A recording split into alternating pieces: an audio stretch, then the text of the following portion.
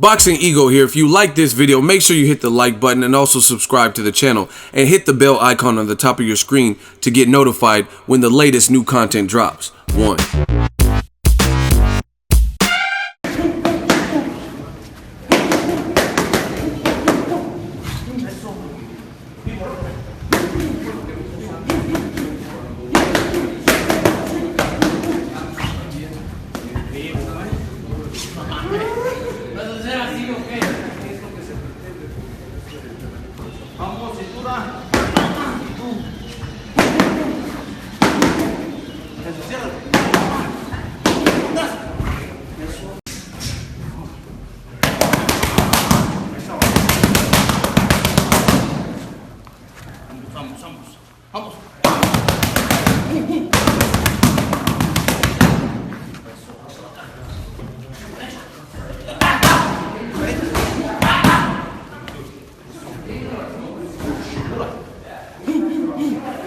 What up, fight world? It's your boy Ego, and I'm back with some more boxing.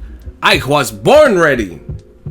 Now, some of y'all love when I do that, and some of y'all hate when I do it. I actually had someone say, "Oh, that offends me. That offends me when you do it." Get the fuck out of here. Someone said, "Yeah, that's being racist. It's borderline racist." How is me saying? What did I say about anybody's race? I'm repeating something that Canelo Alvarez said when he was about to fight Floyd Mayweather. That's like me saying, "I'll be back." Like Arnold Schwarzenegger, and you say, "Oh, you hate Austrians." Get the fuck out of here. Anyway, you guys seen the clip at the beginning. I was born ready, Canelo Alvarez, and that boy good. Now, I gotta admit, Canelo, ever since the Mayweather loss, he's really honed in, and he's coming of age, and he's coming into his own with his skill set. The kid can scrap. And oftentimes, I forget, I believe he's just a little bit younger, maybe a year or two younger than Adrian Broner. But based on kind of Broner's antics and stuff like that, you forget that because Canelo, the way he conducts himself, he's I would say more mature, and it's just a different level. And I like Canelo, man. He can scrap, and he's showing you that. And I just see little subtle improvements and stuff like that he has a bright future if he stays on the path. Now, on the flip side of the coin, he has to get back in the winner's circle, if you will. I think 2016 was by far his worst year. Like, you could say maybe the Mayweather 2015 when he fought Floyd or whatever, you could say that was his worst year because he lost, you know what I mean? But to me, everybody loses to Floyd Mayweather, and you know what I mean? There's no shame in that. I think the reason I say 2016 was not a great year for Canelo was because he chose two opponents that really had no chance. I mean, let's just cut the filth, Lauren, and filth. That's what it is. Amir Khan, who has been knocked out in multiple weight classes that are lower than Canelo weight at 155. He only had 3 fights, so he didn't really even solidify himself as the #1 guy at welterweight. He had a long layoff. He didn't necessarily look great in the Chris Algieri fight, and that was his leading up to the Canelo Alvarez fight. That was his last fight, you know what I'm saying? So just all in all, that fight didn't make sense. Now Virgil Hunter has come out and said that, hey, I told Amir that fight was stupid, or it was a crazy fight, and for whatever reason, Amir and his dad or whoever said this is the fight we want to go after. They liked the paycheck and they liked the deal, and they took it under all of Canelo's pretenses and terms and demands. So it wasn't a good idea. Then Liam Smith, and again, I'm not throwing shade, but most people on this side of the pond didn't even know who Liam Smith was. I only think Canelo even knew who Liam Smith was. You know what I mean? Like, where he just had heard of him before. And that's bad, because this is a guy in your division who's a champion. You know what I mean? And he was clearly the weakest link of all the champions. That's why the fight played out just like everyone expected. Now, I take nothing away from Liam Smith being durable, being tough, and you know what I mean? There's nothing against the guy personally. It just, he hadn't had that elite level experience. People forget experience plays so much. Even if you lose, just having the experience is monumental. Like, look at Glenn Tapia. He just fought against Jason Quigley, and Jason Quigley had almost all knockouts. He only had like 11 fights, like 10 knockouts or something like that. Golden Boy was pumping him and saying this guy is the, you know what I mean, he's the next great fighter from Ireland, and you'll do fucking none and all this, right? And he gets in there with Tapia, and he really thought Tapia was going to be a stepping stone. And he gave Tapia a lot of issue early in the first 3 rounds. But then as the fight wore on, Tapia started working himself back into the fight. And the fight was way more competitive and way closer than the judges' scorecards. Even though Tapia lost the fight, it showed some vulnerability in Quigley and things that he needs to work on before he gets a title shot. Because I'll tell you right now, in my honest opinion, from what I've seen with Quigley, if they put him in the picture, the mix with David Lemieux, Daniel Jacobs, clearly Gennady Golovkin, Quigley will get stopped by any of those guys, any of those high level, because experience is so valuable. Glenn Tapia, having lost to Michel Soro, having had a war with James Kirkland, even though he lost that, losing to David Lemieux, all that was better names and better experience than Quigley has ever fought. Quigley has never fought a James Kirkland or a David Lemieux or even a Michel Soro, really, right? So that's why you see the knockouts just drop, because that's what happens when people fight somebody real and somebody who has some experience and knows how to survive and things like that. It's not always what you think. So experience is definitely a huge part of it. And I like Canelo's experience. Liam Smith didn't really have experience in that equation. Canelo does, though. He's been in there with Angulo. He's been in there with Erislandy Lara. He's been in there with Floyd Mayweather. Now, you can gripe and fuss. I don't agree with every judge call in a Canelo fight. I thought Amir Khan, for starters, I thought he won at least 4 of the first 6 rounds.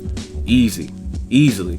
And 2 of the 3 judges had Canelo up, which I don't even see how you could have that. Now, obviously, it didn't matter because Khan got knocked out, but still, it's just kind of, that's like a spit in the face that no matter what, even if Khan kept doing what he was doing, it didn't look like the judges were fucking with you, and they were going to even like side with you, even though you were doing the much better work in the first 4 rounds. But whatever. The Floyd Mayweather fight, one of the judges said it was a draw. Clearly it wasn't. He lost like damn near every round, right? Erislandy Lara, Levi Martinez, 117-111, horrible scorecard in a close fight. That's not what I witnessed. You know what I mean? People complain about Kovalev Ward. It was a robbery. I swear to you, Kovalev got robbed. But you notice they had Ward winning by like 1 or 2 rounds by a very tight, small margin. And I covered that fight live. So that's what I seen. I seen a close, competitive, on both ends fight. So that, to me, it's not a robbery. Even the Danny Jacobs versus Gennady Golovkin, I covered that fight live too.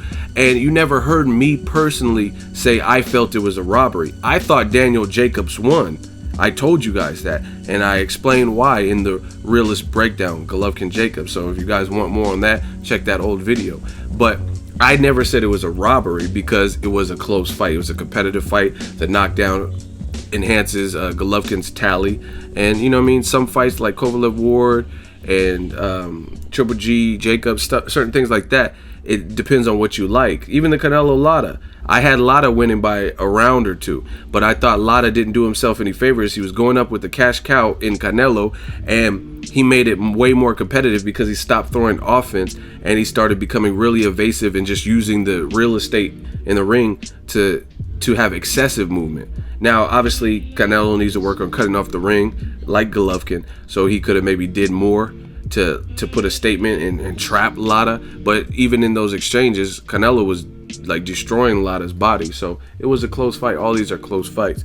Now, moving forward to May 6th, I did an article. It's on the website, BOXINGEGO.com. David Lemieux's on the card. He's fighting former Chavez Jr. opponent, Marcos Reyes. I don't know if he's still training with Nacho Beristain, but he was at one point. So, I mean, it's not really a meaningful fight for Lemieux. Lemieux just knocked out Curtis Stevens, which is, in my opinion, a knockout of the year, and it's a more meaningful fight. Curtis Stevens carries a better name than a Marcos Reyes, so it's kind of a stay busy, but I can't be mad at that because David Lemieux just fought this month in March, so if he's coming back to fight in May, it's not going to be like, wham, bam, thank you, ma'am, every single fight is not going to be your toughest fight. And since the Golovkin loss, he fought Glenn Tapia, albeit Glenn was coming off a long layoff and a knockout loss to Michel Soro, moving up in weight. I mean, he's still a name, and he knocked him out. He fought Christian Fabian Rios. He missed weight, and another fight got canceled. He knocked out Curtis Stevens, etc. So, you know what I mean? He's on a win streak. I think like a 3-win streak since the Golovkin loss. So it's good to see him jump right back and stay active. He's also a fighter who has had trouble making weight in the past. So this will help him because he just fought in March. So you don't have that much time to balloon up in weight as long as like a Nicholas Walters, who didn't fight from Jason Sosa to Vasyl Lomachenko, which was over a year at least. You know what I'm saying? So I like that. Lucas Matisse on the card. He's fighting Broner's leftovers, Manuel Taylor, Transformer, and he's moving up to welterweight to do that. And then the best fight to me on the undercard, aside from Canelo versus Chavez Jr., is the Jojo Diaz Jr. is fighting another unbeaten fighter just like himself, and that's Manuel Tino Avila. Right, and that's somebody's gotta go, because they're both undefeated and they both have good solid resumes. You know what I mean? Their resumes are they mirror each other actually. So I'm looking forward to this card, man. And Canelo keeps doing his thing. He's looking sharp. You guys seen the clips at the beginning. Canelo looks zoned in. He looks focused. Again, I'm telling you, this is going to be a good fight in terms of entertainment value, because I don't think either guy wants to back down or look bad. This is for Mexican pride, bragging rights, family names, and it's deeper than just boxing, right? It's about revenge, kind of. Chavez Jr.'s brother lost to Canelo's brother. You know what I mean? I know Canelo feels that Chavez Jr. always talks about him, talks shit behind his back, but never says anything to him, but gets on interviews and stuff, and he has a lot to say. So he wants to shut him up and prove that he's the better man. But to do it, they're fighting at a weird weight, 164.5. Chavez Jr. is pretty damn big, and he could take a punch. So I think it'll be a good fight. I like what I've seen from both. Chavez Jr. looks more focused and dialed in than he has. Looks like he's monitoring his weight, and his team will not allow him to exceed a certain weight leading up to the fight, so they can come down easy.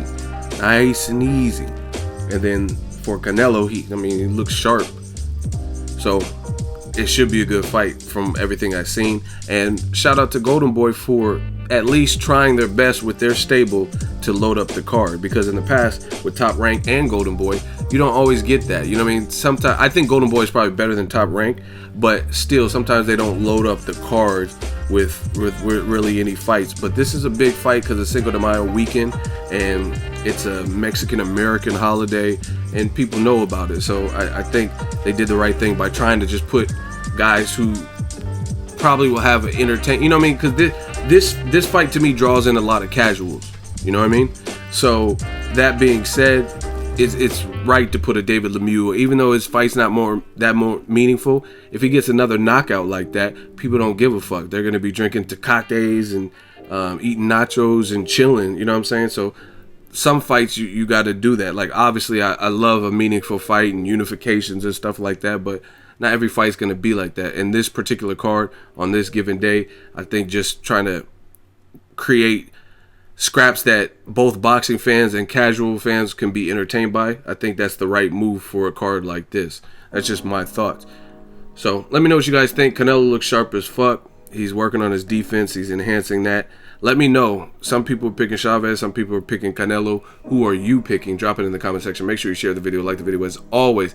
Hate, comment, and subscribe. Till next video, it's Ego signing off. So if you enjoyed this video and want more content like this on the channel, you can show your appreciation by going to the PayPal donate button or the YouTube support button. And you can donate any amount that you feel is equivalent to the value of this video. Much more to come. Thank you guys for your support. Boxing Ego, the future of boxing.